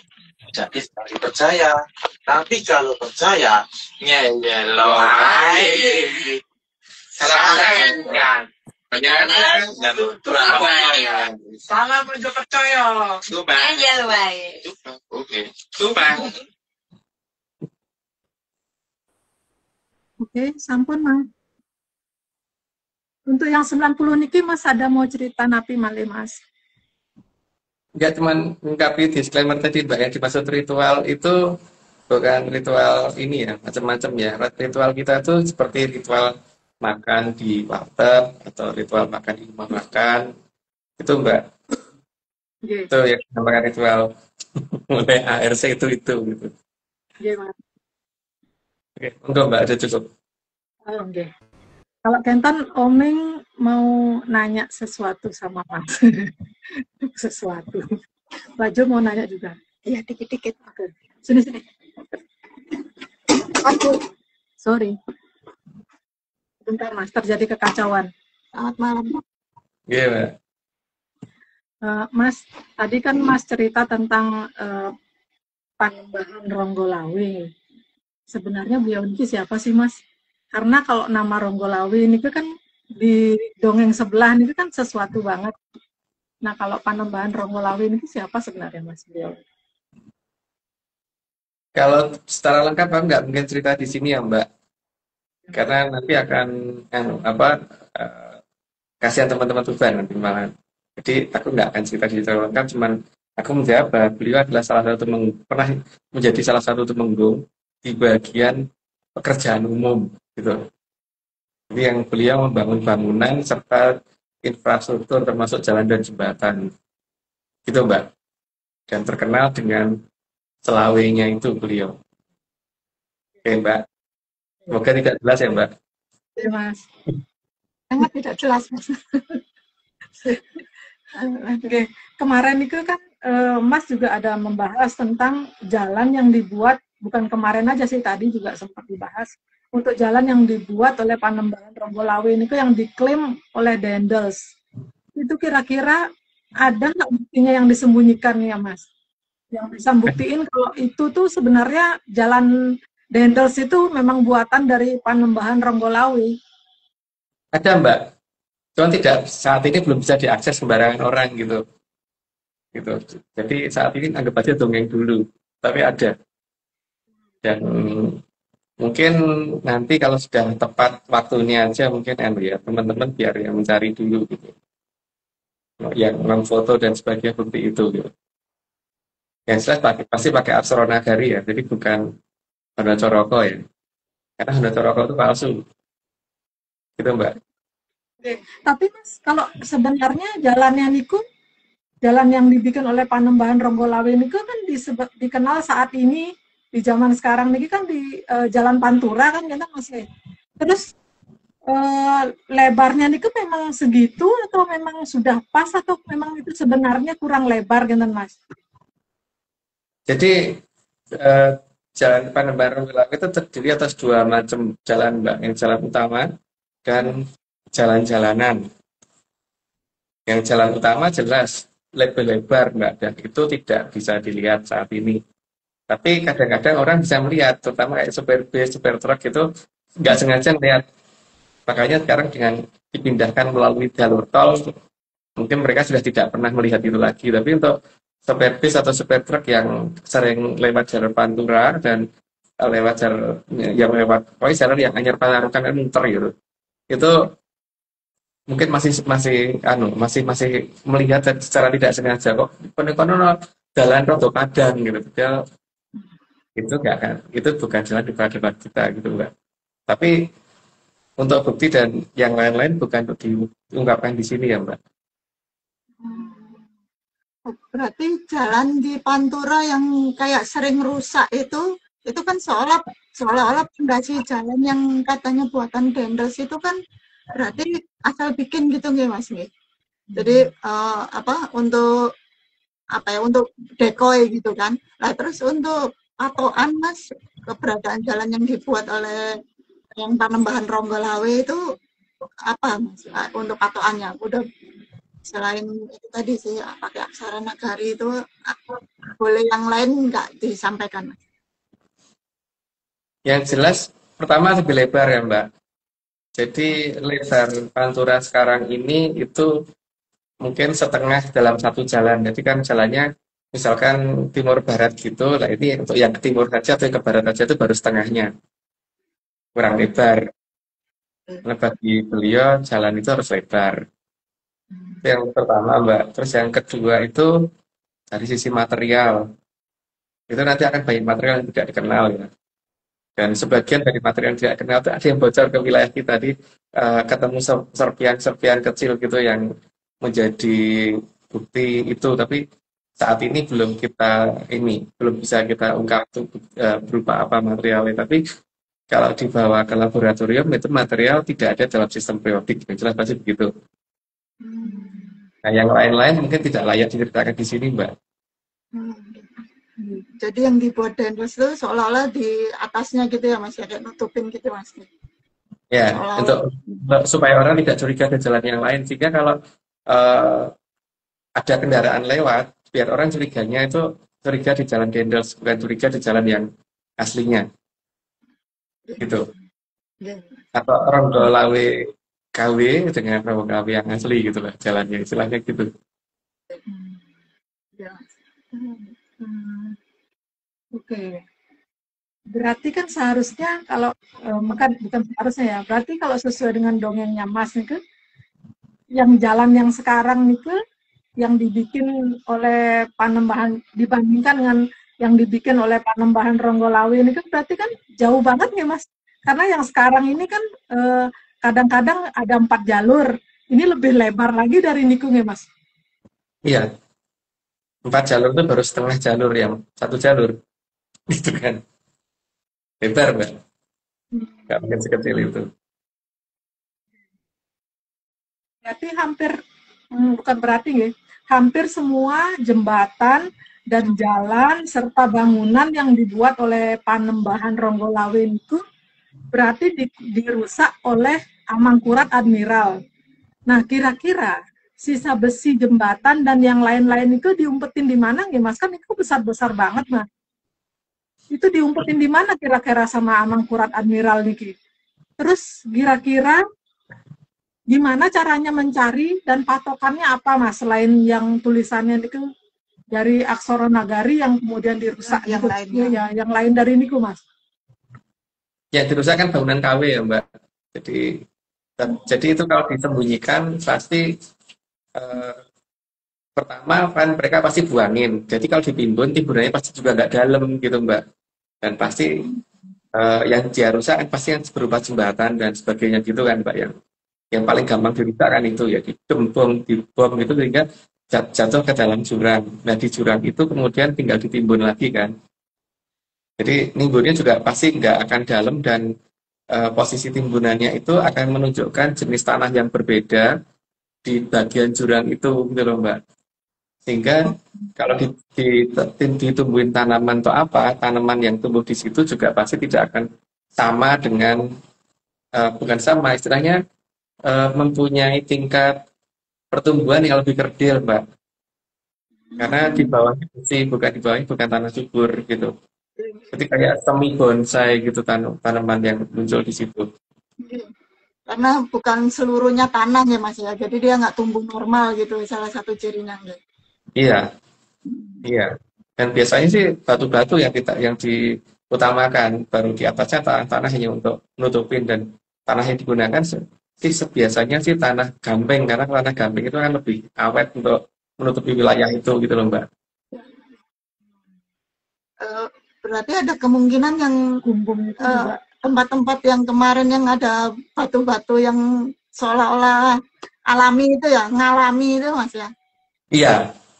Itu kan proses seperti itu ya, mungkin nanti setelah teman-teman di Tuban bisa mencari jejak seperti itu, ya itu mungkin jadi ciri-ciri bagaimana mencari tempat disembunyikannya beberapa besi-besi yang dirusak oleh Amangkurat Admiral gitu Mbak. Gitu. Tapi yang jelas itu ada kandungan kimianya juga nanti akan ketahuan Mbak. Karena kandungan kimia itu asam kuat banget sehingga membuat korosif kuat pada logam. Tapi ya beliau tidak sebodoh itu ya, sehingga besi yang digunakan juga bukan besi yang bisa korosif dalam jangka waktu pendek gitu. Gitu Mbak.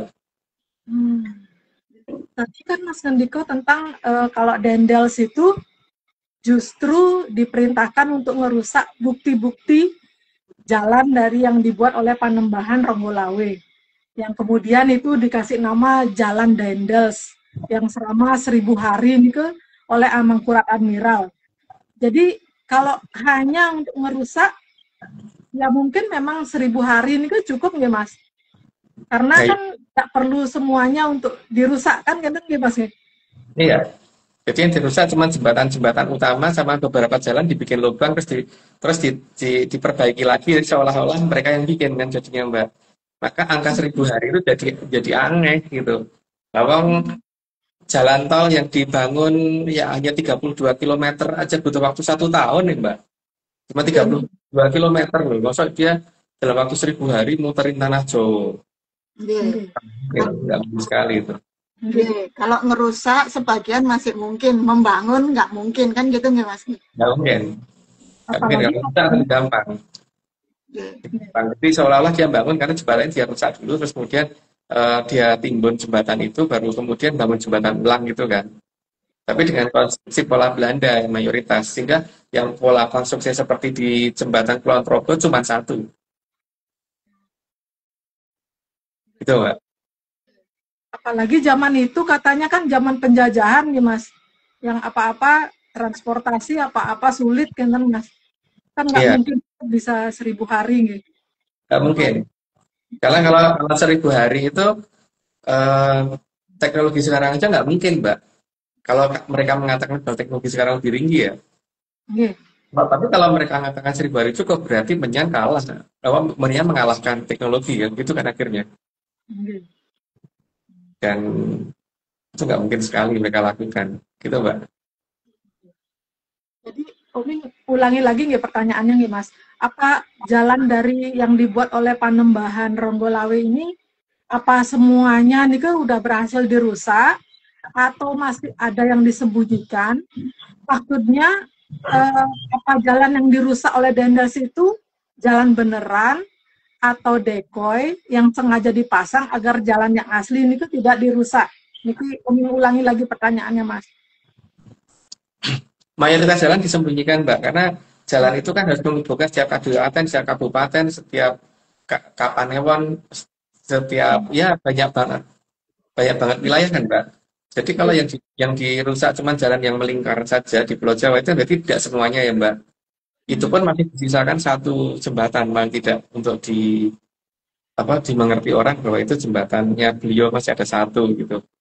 Tapi paling tidak masih ada jalan yang lain yang tidak bisa dijangkau oleh mereka, Mbak. Karena ya itu ada masalah menyangkut bekerja itu ya, sehingga tidak bisa dengan mudah untuk dilihat orang gitu. Makanya kemarin waktu pas teman-teman Tuban pertama kali melihat kan mereka juga akhirnya membuat ininya pernyataannya bahwa lah kok ono ya gitu kan akhirnya. Tapi itu dongeng, Mbak. Tapi memang beneran ya Mas ya, jalan Dendels nih maksudnya jalan yang dibuat oleh Panembahan Ronggolawe niki memang dari Anyer sampai Panarukan kan itu dibilang jalannya Dendels gitu. Memang benar dari sana nih Mas atau lebih panjang lagi sebenarnya dari itu.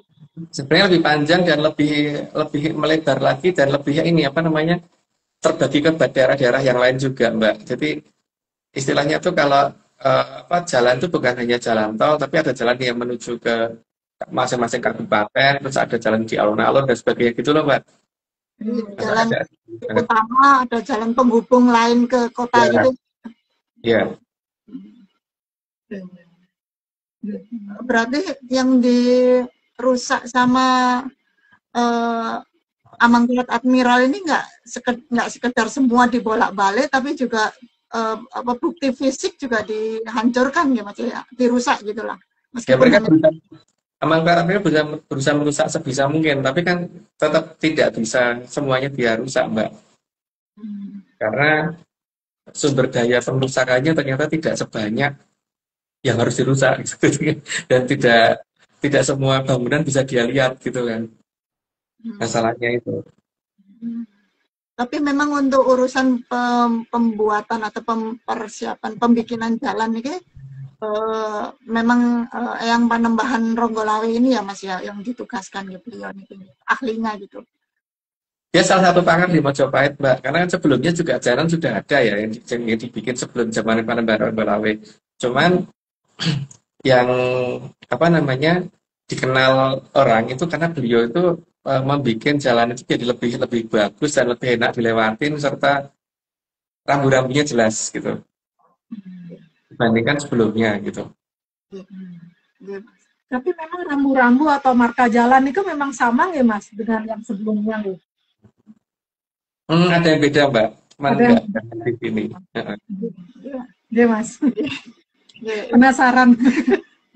Ini topik yang lain Mas. Tadi kan Mas ngendiko soal perkembangan kemunculan sumber air Amat Losari gitu kan. Yang memang makin membesar, memang sih belum ada khasiatnya gitu kan. Tapi dari kualitasnya terus beningnya itu kan bisa jadi untuk sumber air gitu loh. Berarti kan mungkin Menyaners Jakarta bisa mengharapkan agar nggak perlu beli air minum atau langganan PDAM lagi ya Mas? Semoga begitu, Mbak. Karena ini baru levelnya baru mulai di basement 5 kan. Jadi nanti kalau sudah sampai kalau basement 4, 3, mungkin sampai 2 itu baru rembesan ya. Tapi yang grosok kenceng sekarang basement 5 gitu. Oke, nanti kan sudah sampai basement 1, semoga sudah mulai Mbak, mata air sudah mulai muncul di mana-mana gitu. Oh jadi ya akan muncul banyak mata air nih Mas nih. Ya seharusnya muncul banyak mata air sebelum kembalinya Sungai Berantas. Dengan lebar 34 kilo paling kecil. Dengan lebar Sungai Berantas paling pendeknya di 34 kilo ya. Yang bening, tidak tercemar, dan bisa langsung diminum. Kan gitu nggak Mas? Ya, dan rasanya kalau diminum itu agak licin gimana gitu. Dalam bahasanya Mas Joni, legender. Mas. Saya sih udah cukup ya Iya, pertanyaan itu. Nggih. iya. Matur Omi nuwun, juga, Mas. iya, iya, Omi juga Ya, udah kalau cukup. gitu aku jelasin sedikit hal Mbak di sini bahwa eh, pada zaman dari mulai si Jan Pieterszoon Koen paling tidak sampai dengan ke bawah itu kan Belanda itu punya catatan lengkap dan saat ini yang diminta yang diharapkan oleh leluhur kita itu bahwa caranya harus juga dibuka oleh pemerintah Belanda dan Raja Belanda kalau perlu atau Ratu Belanda kalau perlu. Karena apa? Ingat kekuatan suatu konstruksi bangunan pada zaman dulu itu bukan hanya ditentukan oleh kekuatan materialnya saja, tapi ada lelembut yang jaga. Nah, kalau misalkan mereka tidak mau membuka, maka risiko bahwa Amsterdam itu ditarik balik lembutnya untuk yang jaga di situ, itu sangat besar. Nah, jadi saat ini pemerintah Belanda mohon dipertimbangkan masalah itu. Karena yang mengerti dan mengerti tentang catatan sejarah itu adalah mereka. Dan sejarawan kita belajarnya dari sana. Maka sana yang harus membuka cerita itu. Atau risiko Amsterdam jebol, seperti itu. Jadi ini sudah peringatan kedua. Itu Mbak. Nggih. Iya, Mas. Iya. Jadi nunggu mereka ngeyel atau gimana, Mas? Karena kalau ngeyel kan bisa ngelihat tuh kayak apa jebol. Kalau aku sih berharap ngeyel Mbak. Jadi ketika Amsterdam jebol, oh ternyata menyala itu lebih tinggi daripada konstruksi bangunan gitu loh Mbak. Itu aku tidak harapkan itu. Iya. Ngeyel baik, coba percaya ngeyel baik itu lebih baik. Nggih. Kita Saya tidak juga. jadi kita juga bukan teroris, kita juga nggak ngebom, cuman, wih, Jogoran diajarin tau mulai baik gitu, cuman gitu tuh. Iya. Iya, udah waktunya pulang kan gitu nih, Mas. Iya. Oke. Iya, Mas. Tapi kalau kekuatan di sana itu ditarik balik, ya itu pasti Amsterdam jebol. Nah, Oke. coba nanti kita lihat aja, apakah teknologi itu bisa mengalahkan menyan, atau menyan itu mengalahkan teknologi gitu kan? Oke. Oke.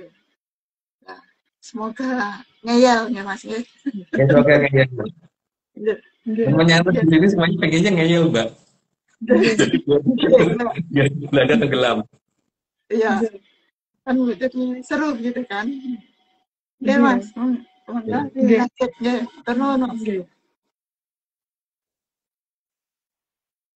Oke, kalau gitu dilanjut ya, 91. Oke, monggo, Mas, Mbak.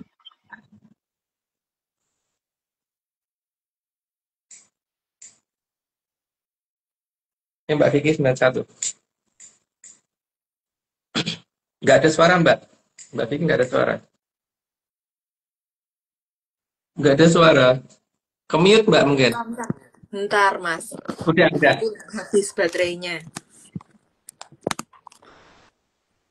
Udah, oke, 91. Dan kedua, beliau itu sangat bangga memiliki cucu seperti beliau. Ya, itu sudah jelas. Pakai lanjut aja, Mbak. Sehingga agar beliau selalu diingat. Lanjut aja, Mbak. Maka Sang Mahaprabu Gunung dan seluruh anak istrinya dijadikan patokan wuku. Cuman karena ini zaman lagi ada di zaman Kolo Bendu, maka beliau seolah-olah bertindak salah. Padahal seorang sang guru yang itu tidak mungkin tidak mengenali ibunya sendiri. Lanjut, Mbak. Karena agar manusia nantinya mengerti sifat mulia dari Sang Mahaprabu Gunung. Walaupun di Kolo Bendu semuanya dirubah. Lanjut, Mbak. Meskipun para hyang tahu nantinya kalau Gatiko akan memutar keadaan. Karena kalau Gatika tidak mau kalau nama Prabu Watugunung menjadi lebih daripada Paro Subikso. Lanjut, Mbak. Nama Sang Mahaprabu Gunung akan dibuat jelek. Mungkin ada zaman di mana orang kalau tidak tahu sehingga menganggap itu cerita itu benar, padahal sebenarnya enggak demikian. Lanjut, Mbak. Sehingga akan dijadikan bahan bercandaan para kaulo di zaman Kolo Bendu. Ya karena mereka tidak tahu, karena mungkin mereka belum pernah ke ini apa namanya keangkringan atau apa itu yang jualan tahu. Lanjut, Mbak. Sehingga yang diharapkan agar Sang Mahaprabu Gunung agar ngamuk. Ya walaupun beliau orang yang tidak sabar, tapi beliau memilih tidak mendengarkan itu. Lanjut, Mbak. Sehingga beliau akan menghancurkan Arcapada. walaupun sanggup tapi tidak akan beliau lakukan. Lanjut, Mbak. Sehingga yang diharapkan oleh Kalogatiko agar Cokro bisa berhenti. Jadi dia berharap Cokroamanggilingan berhenti dan yang menghentikan adalah Jayeng Katon sendiri. Tapi gagal. Lanjut, Mbak. Dan membuat marahnya Sang Hyang Kawitan. Dan ternyata itu juga gagal. Lanjut, Mbak. Maka agar jagat raya segera digulung dan para durbisa terbebas dari kutukan abadi. Tapi itu juga gagal. Jadi lanjut, Mbak. Namun dengan diizinkannya dibuat papan gagrusan, maka rencana Kalogatiko gagal total. Karena ada tempat lain untuk melampiaskan kemarahan beliau. Lanjut, Mbak. Dan saat ini jagat wilangan terkecil yang lumayan jauh dari jagat wilangan Bima Sakti seharusnya sudah selesai dan mulai bisa ditempati Sukertonanggung.